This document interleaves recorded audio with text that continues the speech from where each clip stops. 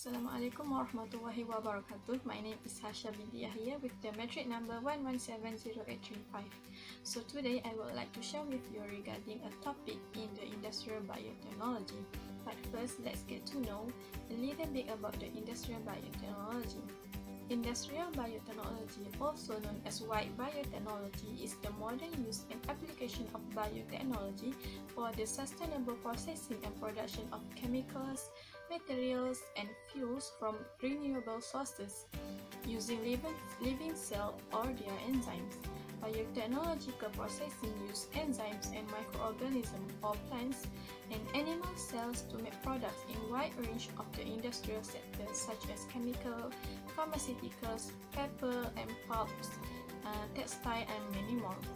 There are several tools in industrial biotechnology, which are genetic engineering, metabolic engineering, protein engineering, synthetic biology, and last but not least, system biology. So I would like to go further in one of the tools of industrial biotechnology, which is synthetic biotechnology. So let's watch a simple video explaining a little more details about the synthetic biotechnology.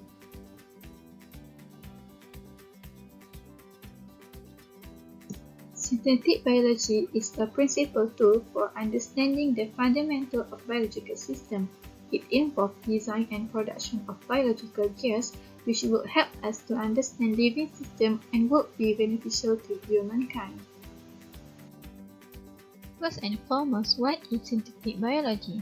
Synthetic biology is a field of science that involves redesigning of existing biological systems for useful purpose by engineering them to have new ability. But why? It is to establish living biological forms or even systems from existing non-living matter. Additionally, synthetic biology divided into two approaches, which are bottom-up and top-down. Bottom-up involves metabolic and genetic engineering techniques to convey new function to living cells, while top-down is creating biological systems in vitro by bringing together non-living biomolecular components, often with the aim of constructing an artificial cell. How it works. Synthetic biologists can create synthetic DNA or genes or polypeptides from naturally occurring nucleotides and amino acids. These then can be inserted into living cells to assess their biological effect. New synthetic biological parts can be utilized as platforms to modify or drastically change the naturally existing system, which later become engineered substitutes. Biotechnology to synthesize entire genes and whole chromosomes, placing them in heterologous systems and able to assess their behaviors in precise manner is crucial in synthetic biology. The application of synthetic biology in industrial scales are biotherapeutics, biofuels, biosensors, food ingredients, novel chemicals, biomaterials, and last but not least, biomedicine. Now, let's see the technologies that have done using synthetic biology. The first example is microorganism exploited for bioremediation. It is to clean pollutants from polluted soil, water, and air. Next is modified rice to produce beta-carotene. Beta-carotene is a nutrient usually found in carrots that prevents vitamin A deficiency.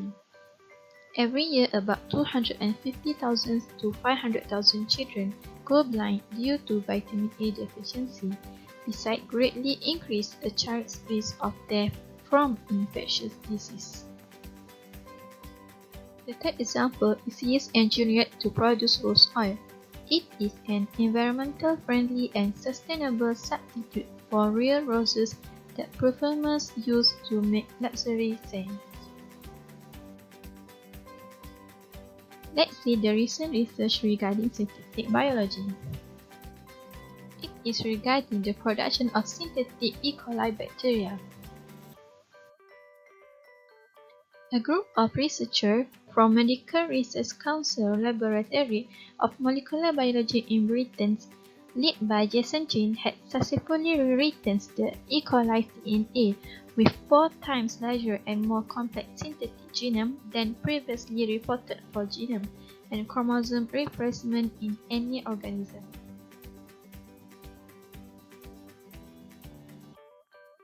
The bacteria are alive even if it is unusually shaped and have slower reproduction rate.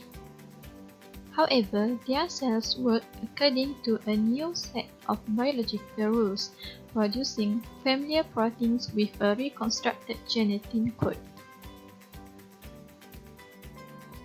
Synthetic E. coli, which is called Syn61, double only 1.6 times slower in lysogeny broth, and it is slightly longer than previous genome. Each gene in a living genome is detailed in an alphabet of 4 bases, molecules called adenine, thymine, guanine, and cytosine, often described only by their first letter A, T, G, C. A gene may be made up of thousands of bases. The production of each amino acid in the cells is directed by 3 bases arranged in the DNA strand. Each of the trios is known as a codon. Basically, nature used 64 codons to encode the synthesis of proteins from the genome. A modified version of the E. coli genome was designed on a computer by Jason and co-workers that only required 61 codons to produce all of the amino acids the organism needs.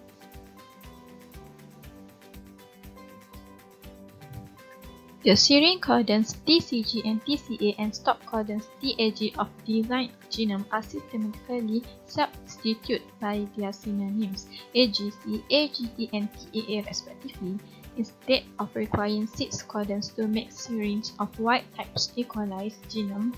These genomes only used 4 codons, where it only had 2 stop codons instead of 3. The grey boxes show synonymous serine codons and 3 stop codons used in the genome of natural E. coli.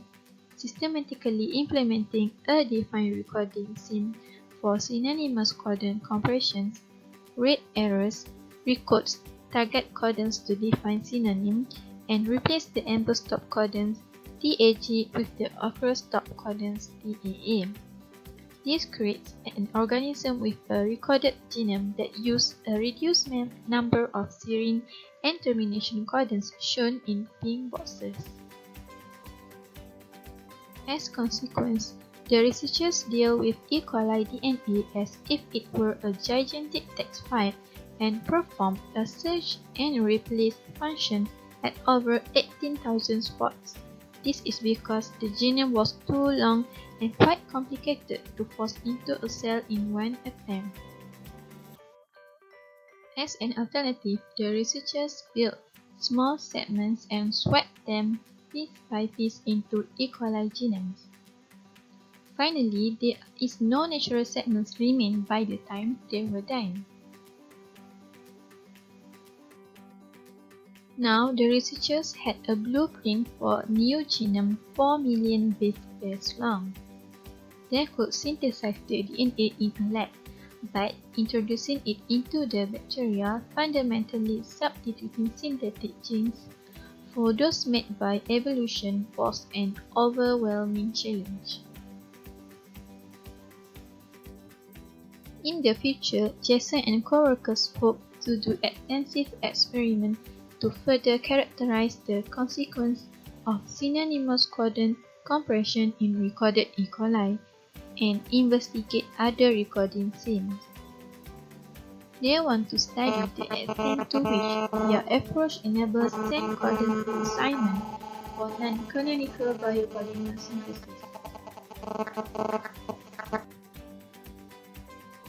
They would like to see how streamlined the genetic code can be while still supporting life. Last but not least, let's see the conclusion of this recent research.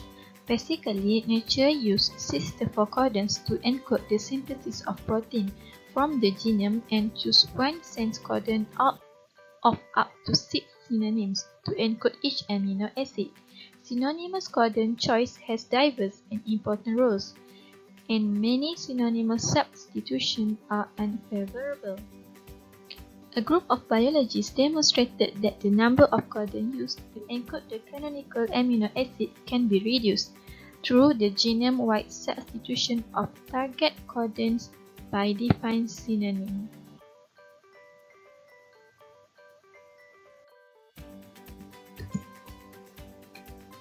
They create a variant of E. coli with a 4 megabase synthetic genome through a high-fidelity convergence total synthesis. The synthetic genome implements a defined recoding and refactoring scheme with simple correction at just 7 positions to replace every known occurrence of 2 sense codons and a stop codons in the genome. Thus, we recode 18,214 codons to create an organism with a 61 codon genome. This organism uses 59 codons to encode the 20 amino acids and enables the deletion of previously essential transfer RNA. So, that's all for the overview of the synthetic biology. I hope this video helped enlighten you about the synthetic biology. Thank you for watching.